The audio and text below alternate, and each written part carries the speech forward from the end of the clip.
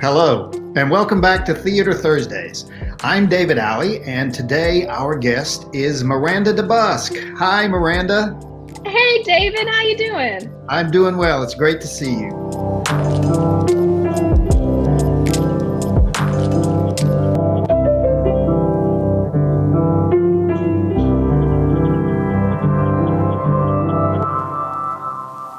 Again, I'm David Alley, and I am a senior lecturer in the Department of Theater at the University of Tennessee and a 20-year resident company member for the Clarence Brown Theater, also situated in Knoxville on the campus of the university.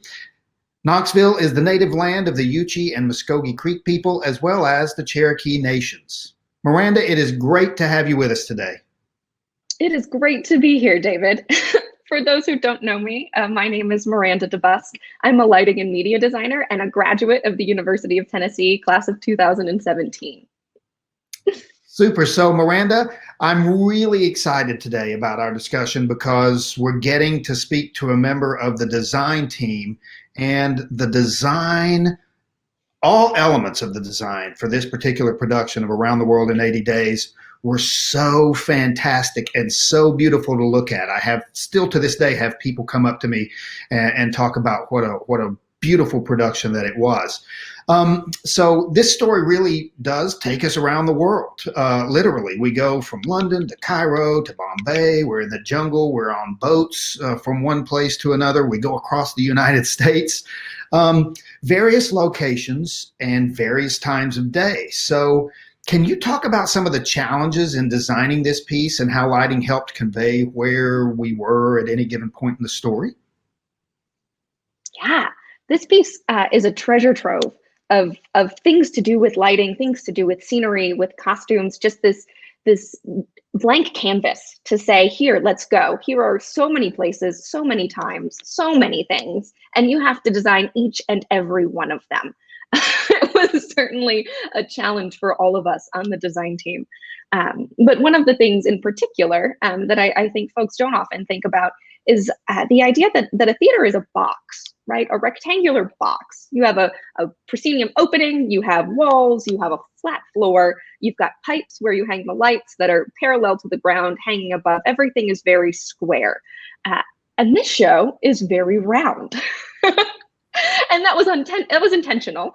When we started the design process, having conversations about what the show meant to us visually, one of the things we kept coming back to was the round nature, the circular nature, right? A globe, you're going around the globe, you're chasing time, everything sort of moved back to where it began.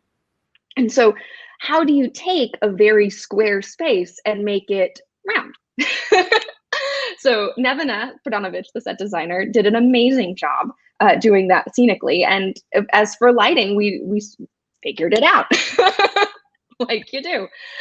So we had very specific choices for each of those locations. And one of the things, thinking about time, that I was very proud of in the moment, and still am, was the placement of the sun, right? So we had a system of lights, which is a set, right? Any set of lights that does a particular thing, that were the sun, and a set of lights that were the moon. So on either side of the stage, there were large lights, sort of really low, and then those went up a pipe, and then along the top beam, there were lights pointed down and lights pointing in at an angle. So at any given moment, we could recreate where the sun or moon were in the sky, depending on which lights came on and which lights came on and off in succession to make the rising and setting of the sun, which was just incredible and took an awful lot of work on the parts of all of the crew and everyone involved, but I think was really successful in the end. Fascinating. You know, the things that we actors don't realize that goes on in creating that world that we inhabit, you know, and an interesting and unique problem to put this round world into a rectangular box. Never thought of it like that before. You know, the set was almost a blank canvas for you to work off of with the ever-changing locations. In what way was that either helpful or challenging? Oh, it was both. Helpful and challenging. The trick was to make sure that every choice we made, everywhere we went, was specific. And as graduate students Nevina, the scenic designer, was one of in my cohort, as was Victor, the costume designer. And we would sit in the grad house at night, and we would just start piecing together, where are we? What does this mean scenically? What does this mean for costumes? What does this mean for lighting? And how do all of those things intertwine? So while it seems like that space was very open, and it was most of the time, every nook and cranny of the theater was just packed with stuff. And most of that stuff lit up. And that was so every piece that came on and off, whether it flew in and out or was brought on, felt like it was part of the world. So nothing was left to chance. Every single choice was thought through. One of my favorite examples being the vines in the jungle. So at night, everyone was laying there on the ground.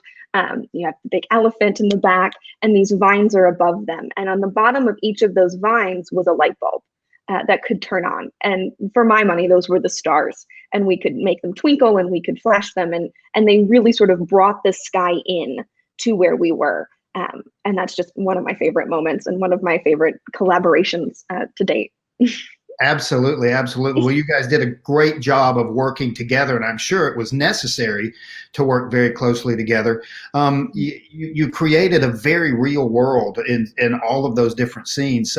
Speaking about the jungle, you know, I was not in that scene, but I remember watching every night off stage and really getting the feel, because also Joe Payne's sound design, along with your lighting and with the vines and with the elephant, all of that was just incredible. And then there was the scene in Cairo where I was in, and I felt like I was literally standing in the heat of the midday Cairo sun, the sort of sultry and seedy nature, that feeling and atmosphere in the hookah bar. So all you guys did a fantastic job bringing all those elements together and making it feel very real for us. So, you know, at the Clarence Brown Theater, of course, we do go by the moniker of mixing up young actors and designers with first-class professionals. You are now a full-blown professional out in the world and working. What advice do you have for any of our students who are interested in lighting design? Oh, so much advice. But if we're going to distill it down, I think my best piece of advice is to respect the work, to respect the knowledge and the skills that it takes to do what we do, but to never take yourself too seriously. We've learned very specific things. We have very specific skill sets that all tie together to make something really wonderful. And you should never take that for granted. But we make art for a living. Things are going to change. Things aren't going to work. And that's okay. And if you're flexible and you can laugh at yourself, you can laugh at your own mistakes, you will enjoy it so much more. And life is too short to be miserable. Indeed. I think that's great advice. You know, take the work seriously. Don't take yourself so seriously on the work, and have fun, which we always do. So tell us a little bit about where you are now and what you've been up to.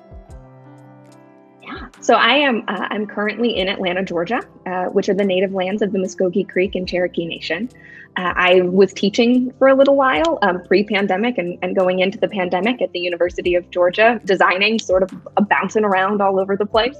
And then, of course, since the pandemic, I've been working with the United Way of Greater Atlanta in their fundraising department. Never underestimate your soft skills, because they can take you pretty much anywhere if you think about it. And I am currently gearing up to come back to Knoxville. I'm covering Kenton Yeager's sabbatical this spring, and I will be up with y'all in a couple of days. Oh, fantastic. That's great to hear. I hope we get to see you in person and not just online very, very soon. And great to hear that you've been working with United Way in Atlanta. That's fantastic. You're right. Theater students have the opportunity to bring a whole lot to pretty much anything they do, based on the training they receive.